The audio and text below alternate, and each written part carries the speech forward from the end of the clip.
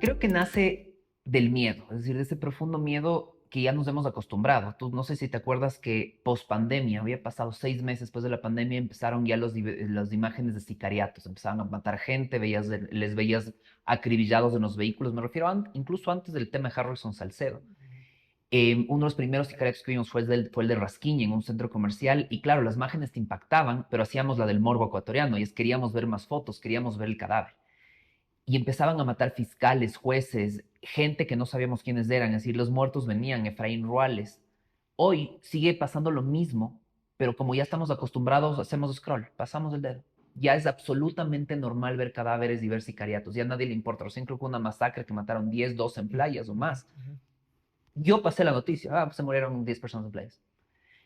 Entonces llegó un punto en el cual yo tenía miedo y decía, quiero dejar escrito lo que significa vivir en un país de terror. Entonces me dediqué a partir de ese momento a estudiar El Salvador. Y dije, quiero entender cuál es el fenómeno de Bukele.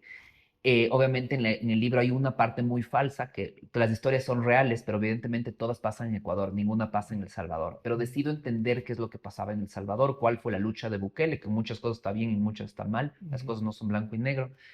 Y era esta necesidad de transmitir lo que es el miedo, para que la gente se acuerde de lo que vivimos, y si es que no salimos de esta y tenemos que salir huyendo, y este es un país donde ya no nos podemos quedar, que nos acordemos por qué no actuamos a tiempo. Y al mismo tiempo es un libro en el cual me desahogo. Es decir, hay historias que yo las he cargado en mi cabeza demasiado tiempo y necesitaba sacármelas. Y también es una respuesta social, ¿no? Yo me río cuando en redes sociales me dicen, es que a ti te falta calle, abogado de multinacionales. Es una forma de decirles, tengo idea de lo que están hablando, no tengo idea de lo que he visto. Otra cosa es que es esa calle en la que yo ya no quiero estar.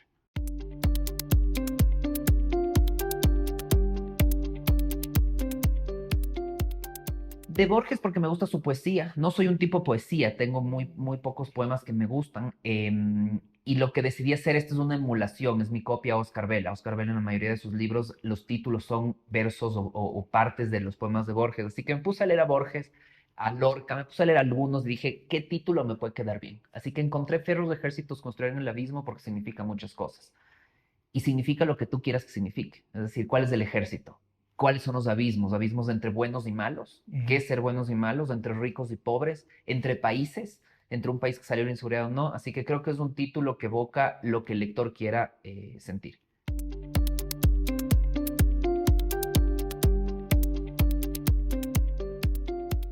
Antonio es todo lo que yo no soy porque no pude ser, es todo lo que yo quise ser porque no alcancé a ser, y es todo lo que yo no he sido porque no me ha tocado vivir la vida de Antonio. Es decir, Antonio no soy yo per se, pero también soy yo al mismo tiempo. Entonces es un Antonio que no spoileo nada, en el primer capítulo pierde a toda su familia.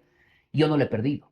Pero ¿qué hubiese pasado si yo la perdí? ¿Estaría dispuesto a actuar como Antonio? Entonces decidí emularlo. ¿Qué pasaría si un día me harto de este país y decido ser el ayuda jurídico de un dictador? Me comportaría como él. Entonces lo que hice fue plantearme a mí en diversos escenarios que yo no he vivido y ver cómo me comportaría. Pero también Antonio es de muchas cosas yo. O sea, el tema de que se le zafaron los tornillos, a mí se me zafaron hace tiempos. Y he tratado de encontrarlos en el suelo o en algún lugar para apretármelos, no los tengo.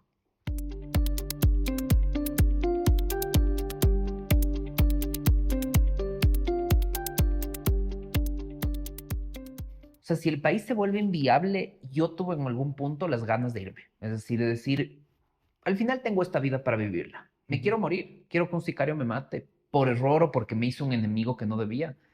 Pese a que yo vivo con esa paz. Yo, por ejemplo, nunca he tenido un narcotraficante de cliente y nunca lo tendré. Nunca he defendido un gatillero y nunca lo haré. Nunca he tenido un GDO en esta oficina y nunca lo voy a hacer. Pero ¿qué pasa cuando me tenga que empezar a meter con ellos? ¿Qué pasa cuando el día de mañana, voy a ponerte un ejemplo, a un cliente mío le estafa? Estafa, delito económico básico en $100,000. Y al que le tengo que meter preso es el hermano de un narcotraficante.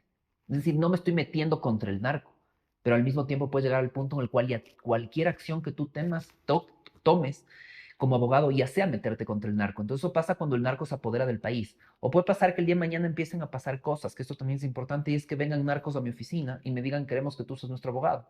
Y yo les diga no, y me digan, no te estamos preguntando. Entonces, el día que pase eso, yo me voy, yo no voy a ser abogado de ellos. Y te digo como dato curioso, ya han venido narcos a mi oficina. ya me han ofrecido todo el dinero que podría ni imaginarme en esta vida. Yo ya podría vivir en otro país siendo millonario con lo que me han ofrecido. Y mi respuesta siempre ha sido que no. Y no me han obligado a hacerlo. Y hoy, por miedo, te cuento, para que alguien sea mi cliente en esta oficina, tiene que venir referido de otro cliente. Si tú llamas a mi oficina y dices, soy Juan Pérez, mi pregunta es de parte de quién. Y si no me dices de parte de quién vienes, yo no puedo hablar con esa persona, yo no te recibo como cliente en esta oficina. Porque me han pasado dos cosas muy extrañas. Y prefiero no tener que decir que no. Es más conveniente simplemente no dar la cita.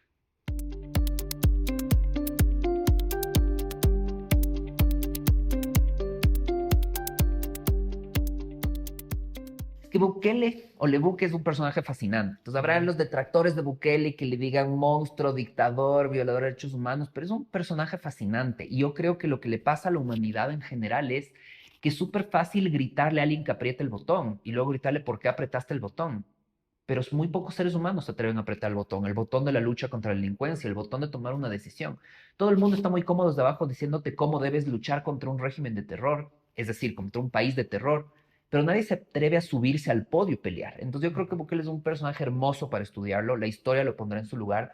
Creo que lo que ha hecho es maravilloso en muchos sentidos, también ha violado derechos y por eso hay muchas cosas que yo retrato, porque me he ido al fondo en el estudio Bukele, que tú ves que son ciertas. Por ejemplo, hay muchas masacres carcelarias en El Salvador que la prensa no ha podido datarlas y en verdad les hicieron matarse entre ellos. Entonces, claro, desde una perspectiva súper nazista dices que bien, limpieza social, pero desde una parte humana dices, no deberías hacerlo así. Más aún, cuando analizamos, es de lo que yo sostengo. Yo hace muchos años decía, el sicario pudo haber decidido ser otra cosa, pudo haber decidido estudiar y ser abogado y trabajar aquí. La prostituta pudo haber decidido ser ingeniera, pero cuando pasan los años te das cuenta que no pudieron haber decidido. Es decir, ese es mi ejemplo de los dos niños que están en el libro. Uno de ellos yo lo conocí, es una historia de la vida real. Toda la historia es de la vida real. Me contaron cómo cortaron la cabeza y violaron a su madre. Conversé largo con ellos. Hoy están muertos en una de las crisis carcelarias de la época de Lazo. Son ecuatorianos, no son del Salvador. Y cuando tú escuchas esta historia dices, pudieron haber estudiado en la universidad. Estaba en su camino de vida y la respuesta es no. Ellos iban a ser cooptados por el narcotráfico. No había opción y por la delincuencia. Esos niños no saben lo que es salir a trabajar porque lo único que han visto es miseria y violación. Por lo tanto, ¿qué van a salir a hacer es gatilleros? Yo creo que el problema de estos grandes proyectos es que ataca las consecuencias del problema, pero no el problema. Y la parte que le falta a Bukele dar el paso, que lo estudia a fondo y aún no lo hace, es ok, ya elimino a los narcos, ya elimino a los pandilleros. ¿Cómo hago para que sus hijos no se sigan reproduciendo? Reproduciendo en el crimen.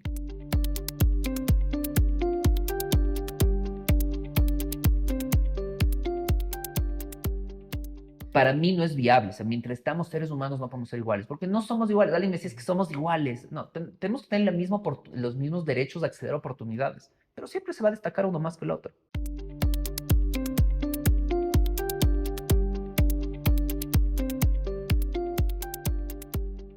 O sea, creo que me metí a filosofar mucho en el libro, a hacer que mi libro está más compuesto por diálogos que nada, o en la parte de Antonio escrito en primera persona, y quise hacerlo más interesante, porque te cuento aquí esta curiosidad. Por ejemplo, John Grisham, que es uno de los autores de casos judiciales más vendidos en el mundo.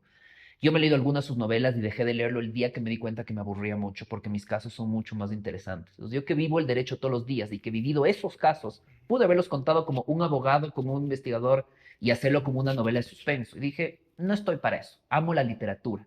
No me gustan las novelas policíacas. Entonces, para mí el reto fue que no sea una novela policíaca. Esa fue mi batalla. Y creo que logré definitivamente que no sea una novela policíaca.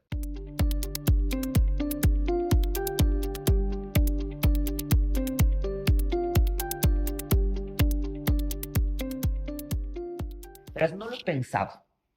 Pero voy a ponerte un ejemplo con este libro, que ya se vendió ya casi toda la primera edición y ya estamos trabajando en la segunda edición.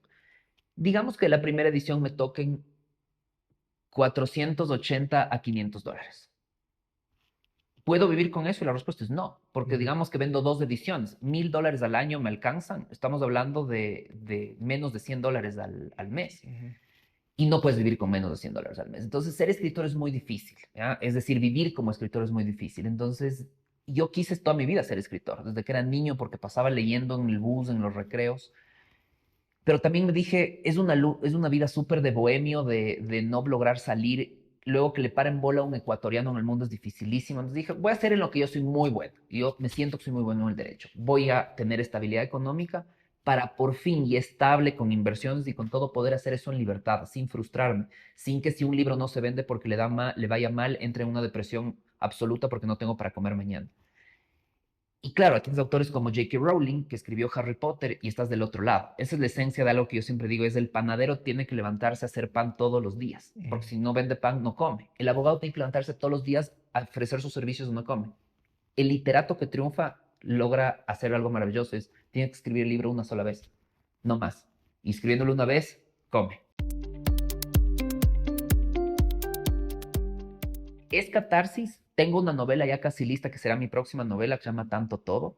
Eh, la podría sacar el próximo mes, pero no la voy a sacar porque no quiero que se meta en el camino de esta. Entonces, le voy a dejar a esta un año, le voy a procesar un poquito más a la otra, dejarla dormir y saldrá Tanto Todo, yo espero que en julio.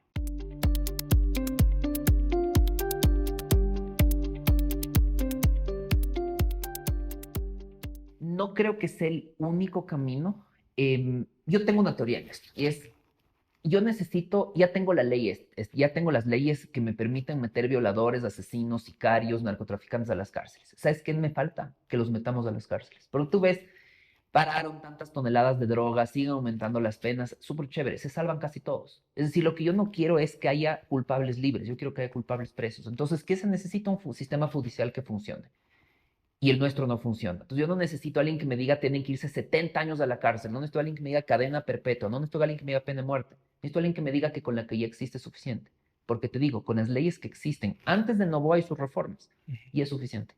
Lo que pasa es que no hay quien las aplique.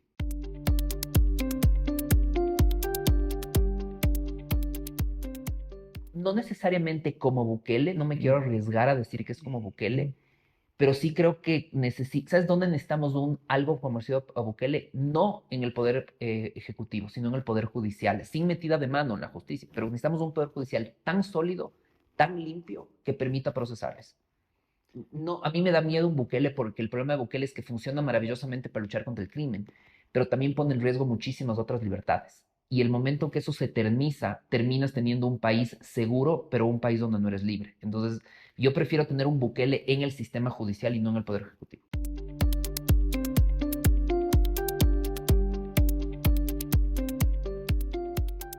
No. Y te voy a decir por qué no. Porque la garantía, pensemos en algo. Yo sé que el delincuente es delincuente. ¿Ya? Ya lo sé, ya tiene tatuajes, ya se comporta como delincuente. ¿Para qué probar que es delincuente? Y la respuesta es sencilla, porque si yo no utilizo pruebas reales que sigan el debido proceso para condenar a un delincuente, voy a permitir que se utilicen pruebas que no son reales y sin debido proceso para condenar a un inocente.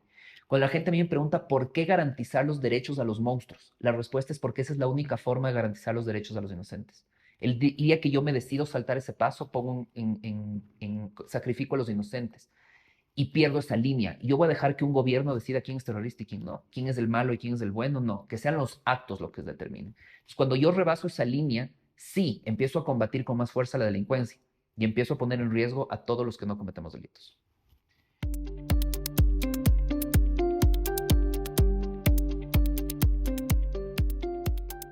Por varias razones, esto es algo que yo he pensado mucho, y es súper fácil tener la comodidad de decir yo respeto la ley. Es muy fácil, yo soy incorruptible, yo nunca haría nada, hasta que lo pierdes todo, hasta que tocan las fibras más duras. Entonces es muy fácil desde la comodidad de yo no he perdido a mi familia, de a los míos no han matado, decir yo no me muevo de aquí y yo soy súper recto. A Antonio le pasa lo contrario, se empieza a volver loco. Si tú te analizas, la segunda parte es un Antonio delirante, cada vez va delirando más en su pensamiento, en lo que dice, le dan ataques de narcisismo, de odio, se sulfura, y es un tipo ya que la realidad lo ha aplastado. Entonces también he tratado de retratar a Antonio como un tipo que decía, todo es derecho, este es el orden, pero ya no funciona, así que decido hacer justicia por mano propia. Es decir, Antonio se quita el traje de abogado y se pone el de ser humano.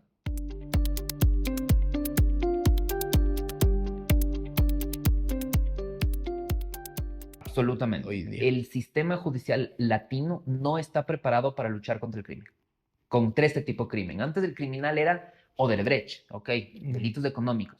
Hoy el crimen te mata. Y el sistema no está estructurado para jugar limpio contra quienes juegan sucio. ¿Se puede ganar jugando limpio a quienes juegan sucio? La respuesta es sí. Pero esas reglas también tienen que modificarse un poco. Es decir, no podemos ser tan puritanos, decir esto se puede hacer y esto no se puede hacer.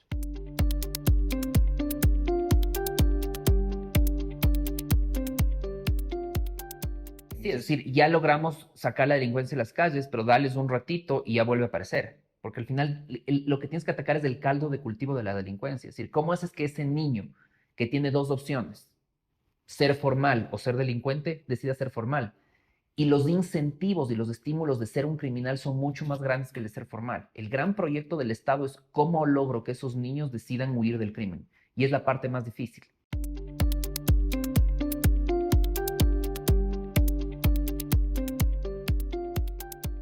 Para los que han vivido o han tenido vidas trágicas y han visto horrores, les voy a abrir las heridas que creyeron que estaban cerradas. Mm. Y para los que han tenido vidas hermosas, donde no han vivido horrores, ya llegó el momento que dejen de mirar hacia otro lado cuando los horrores están pasando a la vuelta de la esquina. Lo que les estoy trayendo es de esa esquina para que vean lo que viven otros y lo que está también a la vuelta de la esquina les puede pasar a ellos. Así que es un baño de realidad para refrescar horrores vividos y para hacer ver a la gente que hay horrores que están por vivirse.